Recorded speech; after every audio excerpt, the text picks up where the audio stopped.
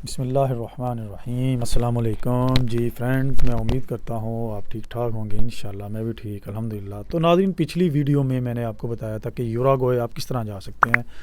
तो मेरे साथ अली भाई मौजूद हैं, इनसे हमने टाइम लिया हुआ था। तो वो वीडियो मैंने कहा लंबी ना हो जाए, इसलिए मैंने दोबारा वीडियो रिकॉर्ड की है इनके साथ।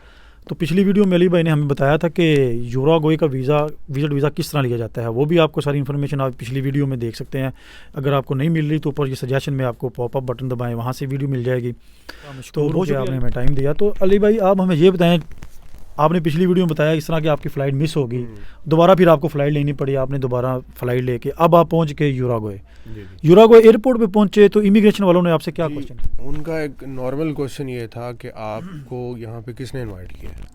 तो जी हाँ, आपको यहाँ पे किसने इनवाइट किया है। तो मैंने उनको बताया कि मुझे यहाँ मेरे कज़न ने इनवाइट किया।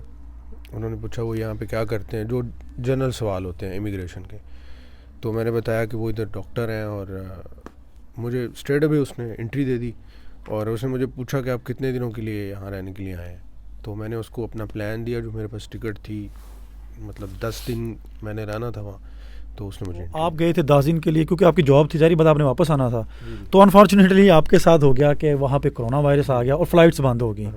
तो फ़्लाइट्स बंद होगी तो फिर आपको भी रहने के लिए वहाँ पे फिर आपके पास वीज़ा तो ख़त्म हो जाना था, फिर आप इलीगल रहते। तो फिर आपने कैसे वहाँ पे सर्वाइव किया, उसको किस तरह फिर आपने टीआरसी ली? आपको किसने बताया कि इस तरह टीआरसी ले लो वरना अदरवाइज़ तुम नहीं रह सकते इस तरह? ये भी थोड़ी सी हमें स्टोरी। जब मैंने वो पेंडेमिक स्टार्ट हुआ वहाँ पे, तो मैं रहता था ब्राज़ील के साथ, एक शहर है रिवेरा वहाँ पे। तो जब पेंडेमिक स्टार्ट हुआ, फ़्लाइट्स बंद हो गई। तो ये हुआ कि मुझे किसी ने ये बताया कि भी अगर तुम यहाँ पे विद इन वीज़ा ड्यूरेशन तुम यहाँ पे रहते हो तो कोई मसला नहीं। अगर तुम लिंगर ऑन करते हो, यहाँ पे रुकते हो, तो फिर ये है कि तुम्हें यहाँ की टीआरसी लेनी पड़ेगी ताकि तुम यहाँ से एग्जिट कर आपने सको। टीआरसी जब लेने का सोच लिया तो फिर आपने टीआरसी किस तरह अप्लाई की? इसकी कोई आपने सबसे पहले अपॉइंटमेंट ली कहीं से या ऑनलाइन होता सिस्टम सारा? तो ये थोड़ा सा हमें ब्रीफ करें जी, आपकी। वहाँ की जो इमिग्रेशन है उसकी ना एक वेबसाइट है। वहाँ जाके आपको पहले अपॉइंटमेंट बुक करनी पड़ती है इमिग्रेशन के पास, कि मैं जिस भी शहर में आप रहते हैं आप उसको चूज़ करते हैं। वहाँ की लोकल इमिग्रेशन आपको डील करती है। और जब वहाँ अपीयर होते हैं अपनी डेट के ऊपर, अपॉइंटमेंट के ऊपर, तो वो आपसे कुछ बेसिक सवाल पूछते हैं कि आप टीआरसी क्यों ले रहे हैं। और उसके अलावा आप अपना पासपोर्ट लेकर जाते हैं वहाँ, आपको पासपोर्ट की ट्रांसलेशन करवानी पड़ती है। उसके अलावा आपको अपॉइंटमेंट की कॉपी साथ लेकर जानी पड़ती है कि मेरी अपॉइंटमेंट है यहाँ पे।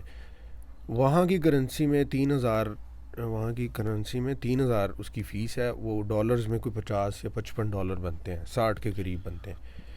तो जिस दिन आपकी वहाँ अपॉइंटमेंट होती है, वो आपसे एक फॉर्मल सा इंटरव्यू होता है।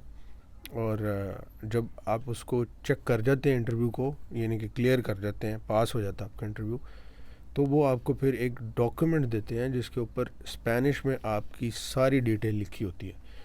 वो आपको फिर एक फर्दर ऑफिस में भेजते हैं जिसको सैदुल्ला का ऑफिस कहते हैं। यानी कि जिसको जैसे हमारा इधर नादरा है, ऐसे ही उधर इमिग्रेशन का एक ऑफिस है जो माइग्रेंट्स को डील करता है। यानी कि जो बैनुल-अक़वामी इंटरनेशनल लोग गए होते हैं, अगर वो टीआरसी या वहाँ रेजिडेंशिया लीगल उसको कहते हैं पीआर उधर की, तो वो लेना चाहते हैं, तो उसको वो ऑफिस तो डील इसमें इसका मतलब कितना टाइम ड्यूरेशन लग गया था आपको? जब आपने अप्लाई किया, आपका इंटरव्यू हो गया, तो फिर आपका जो है कितनी देर में वो कार्ड बन ये गया? कार्ड जो है ना मोनू भाई, आपको दिखाएंगे भी वीडियो के हाँ, नीचे ये आपको नज़र आ रहा होगा, ये कार्ड जो जी आपको मैं नीचे आपको नज़र जी आ रहा जी है। नज़र आ रहा है, ये आपको दिखाएंगे भी। ये जब आपको एक दफ़ा इमिग्रेशन से डेट मिल जाती है, तो इमिग्रेशन आप पास कर जाते हैं, स्ट्रेट अवे वो आपको जो वो नादरा का ऑफिस है या सैदुल्ला के दफ्तर, आपको स्ट्रेट अवे ही वो भेज देते हैं। मतलब वो आपने 2 या 3 दिन का ख़ुद चूज़ करना होता है, क्योंकि उधर जाने के लिए भी आपको एक अपॉइंटमेंट की ज़रूरत होती है। तो वो भी मैं आपको बता देता हूँ कि वो किस तरह लेनी है। वहाँ एक सुपर मार्केट होती है, उसके अंदर ही हर सुपर मार्केट में एक ऑफिस बना होता है जो वो मतलब अपॉइंटमेंट्स इशू करता है। तो वहाँ जाके कोई मेरे ख्याल उसकी कोई 300 पैसों उधर की करेंसी में कोई समझ ले 10 डॉलर या 8 डॉलर उसकी बनती है वर्थ ठीक हो पैसों में। गया। तो वो लेके तो जो है ना आप सैदुल्ला के दफ्तर चले जाते हैं। तो वो आपसे वहाँ ट्रांसलेशन वहाँ भी आपसे मांगते हैं। और उधर भी एक आपका इंटरव्यू होता है कि टीआरसी आप क्यों ले रहे हैं और आप यहाँ रहना चाहते हैं या अपने स्टेटस को चेंज कर रहे हैं मतलब किसी वजह से। तो वो मैंने जैसे आपको पहले बताया कि मैंने वहाँ मतलब मैं टीआरसी लेने नहीं गया था, मैं तो जस्ट विज़िट के लिए गया था। तो अब हमें ये बताएं, जो सारा प्रोसेस जब हो गया तो उस टीआरसी को जब आपने हासिल कर लिया तो ये कितनी देर की टीआरसी थी, कितनी वैलिडिटी है? पर्सन टू पर्सन वेरी करती है। मतलब मैं पाकिस्तानी था तो कुछ लोगों को वो साल की देते हैं, 1 साल की, लेकिन मेरी वो लक थी कि उन्होंने मुझे 2 साल की रेजिडेंसी दी। तो कुछ कंट्रीज़ ऐसी हैं जैसे मतलब नियर बाई जो उनके नज़दीक कंट्रियाँ, वहाँ 1 आपको साल मिल गई 2 साल की रेजिडेंसी, ठीक हो गया। तो क्या इस रेजिडेंसी पे आप वहाँ पे काम भी कर सकते थे? आपने काम किया वहाँ पे? क्योंकि ज़ाहिर बात आप रुके हैं उधर, तो फिर आपके पास तो पैसे ख़त्म हो गए होंगे जो आप लेके गए होंगे।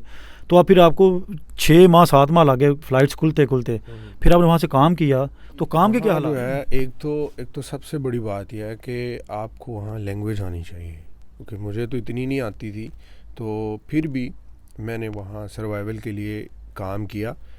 और काम उधर जब आपको एक डॉक्यूमेंट मिल जाता है, रेजिडेंसी मिल जाती है, तो आप वहाँ पढ़ सकते हैं, काम कर सकते हैं।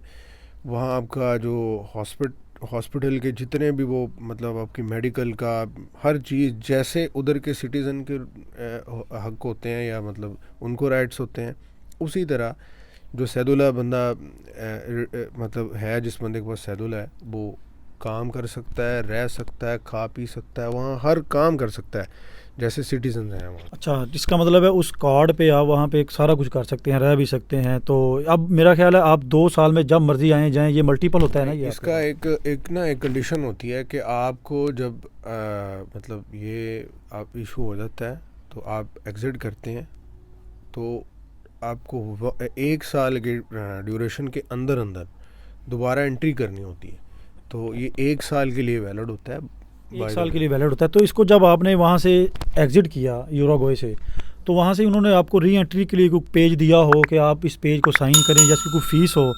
क्योंकि बाद का मैंने सुना है कि ये जो सेलुलर आपको मिल जाता है, कार्ड मिल जाता है, चाहे 2 साल का मल्टीपल हो, साल के बाद अगर आप नहीं आते वो एक्सपायर हो जाता है, वो आपको एंट्री नहीं देते बल्कि यहीं से नहीं जाने देंगे। तो उन्होंने आपको कोई ऐसा पेपर दिया था वहाँ से एग्जिट होते वक्त कि आप इसको लें और फॉर्म फिल करें और जब आप वापस आएँ इस पेज पे आप वापस आते हैं, इस तरह का कुछ चक्कर है? री एंट्री का पेपर देते हैं, वो आपको 1 साल के लिए उसकी 1 साल की वैलिडिटी होती है।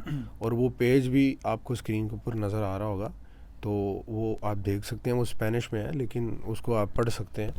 वो 1 साल के लिए वैलिड होता है, लेकिन उसके 1 साल के अंदर आपने री एंट्री करनी होती है, फिर वो वैलिड है। अगर आप उसको एक्सीड कर गए उसकी ड्यूरेशन को, तो फिर आप एंट्री। आप हमें ये बताएं कि अब आपको मिल गया ये 2 साल का, तो 2 साल के बाद अब आप इसको दोबारा जब जाएंगे, जारी बात अब आपको डॉक्यूमेंट तो मिल गया है, आपका कारोबार इधर है, बिजनेस इधर है या जॉब भी है आपकी, जो भी है, जारी बात आपने तो रहना नहीं उधर, तो आप फिर 2 साल से इसको मतलब पहले इसको रीन्यू करवाने जाएंगे तो फिर ये रीन्यू भी हो जाएगा? जी, इसका जो रीन्यूअल का सीन है वो ये है कि अगर आप 1 साल के अंदर एंट्री कर लेते हैं, तो आप अगर वहाँ पे अपनी पीआर के लिए पेपर सबमिट करना चाहते हैं, कुछ सर्टेन डॉक्यूमेंट्स होते हैं वो आपने इमिग्रेशन को देने होते हैं फॉर प्रोसेस ऑफ पीआर। तो उसके बाद ये है कि वहाँ आप चले जाते हैं, वो एंट्री करवा के आप वापस आ जाते हैं, तो वो 1 साल के लिए फिर वैलिड हो जाता है। लेकिन अगर आप उसको देखना पड़ेगा आपका सैदुल्ला, कि वो ये ना हो कि वो with in 1 year he expire हो जाए, तो फिर वो उसमें बहुत ज़्यादा वक्त ले लिया। एक आखिरी सवाल हम ये आपसे पूछेंगे, सब नाज़रीन ये पूछना चाह रहे होंगे, इस टीआरसी के ऊपर आप जब फ़र्ज़ करें दोबारा 2-3 दफ़ा इसको आपने रीन्यू करवा लिया, तो उसके ऊपर फिर पीआर भी मिल सकती है आपको? असल में यूरुग्वे का ना एक रूल है कि आपको सैदुल्ला जो है वो करना पड़ता है, उसको पीआर में कन्वर्ट करवाना पड़ता है अगर आप वहाँ पासपोर्ट लेना चाहते हैं।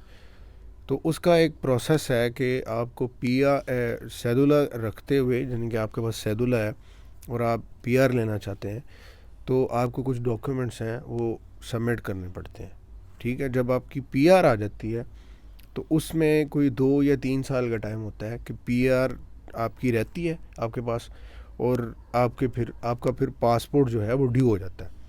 तो पीआर के बाद आपको स्ट्रेट अवे फिर यूरुग्वे का पासपोर्ट मिल जाता है। जी अली भाई, बहुत शुक्रिया, आपने हमें अपना कीमती टाइम दिया, मैं आपका मशकूर हूँ।